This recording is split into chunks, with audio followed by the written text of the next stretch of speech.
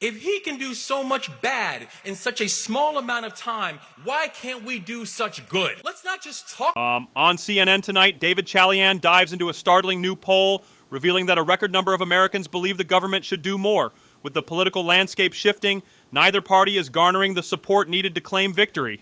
The stakes are high as frustration boils over.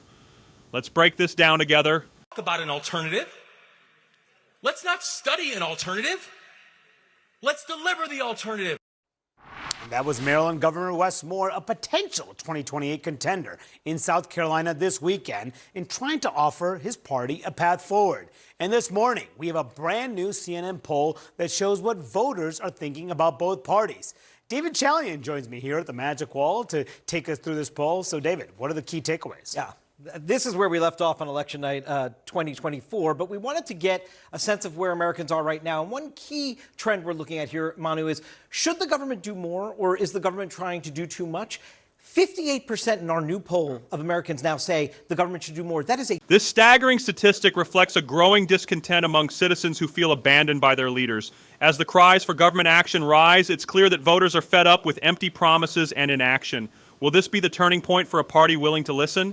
30-year high that we have seen. So what's driving that? Why are so many fewer Americans saying that the government is trying to do too much? Well, as you might imagine, we're seeing that movement among Republicans who are in charge of all aspects of government right now. Look at this huge drop. From August of 23, 73% of Republicans said the government was doing too much. That was when Joe Biden was president. Now it's down to 57%. But we also see this decrease in those saying government's doing too much among independents as well. We also wanted to test where the country stood with the parties on various issues, okay?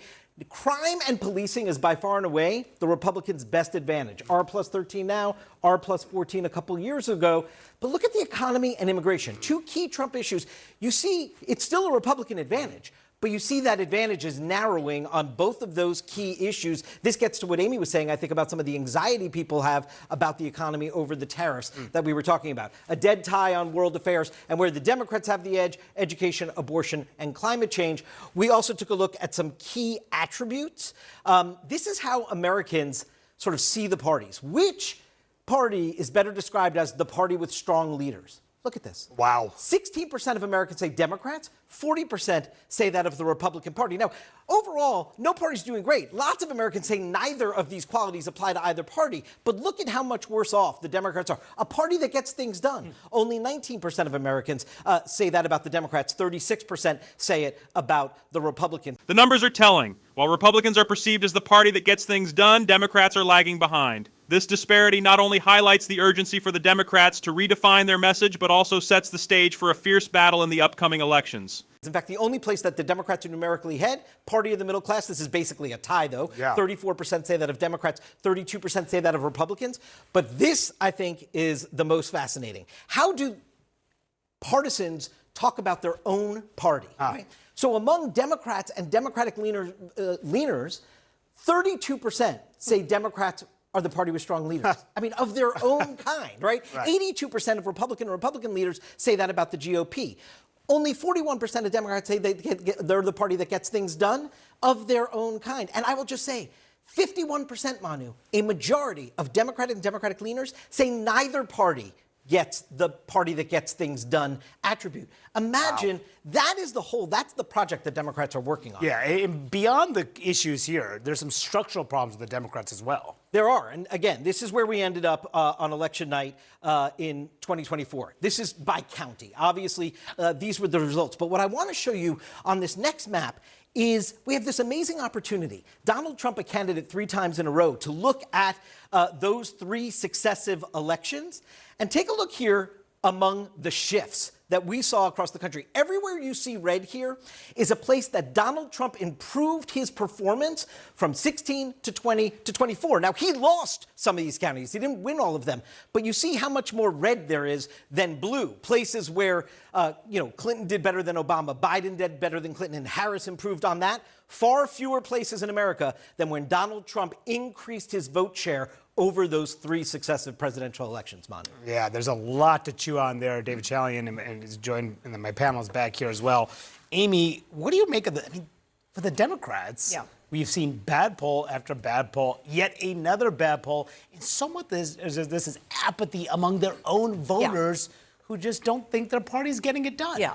Now, listen, some of this is a hangover from the frustrations of the last two elections and the frustration about Biden, right? That he really was not present for the last year or so in their minds as president. So the last person they remember is Joe Biden. They didn't feel like he was a strong leader, and now they're not seeing anybody fill that gap. The second is when you're the out party, you're always frustrated because we don't live in a country where we have opposition leaders. There's one person who's tagged as being the voice of the party. You don't get a leader of your party until a presidential election when you get a nominee, and that's the face of your party. So everybody now, you showed what was going on in South Carolina. Everybody's trying to, on the Democratic side, be that voice.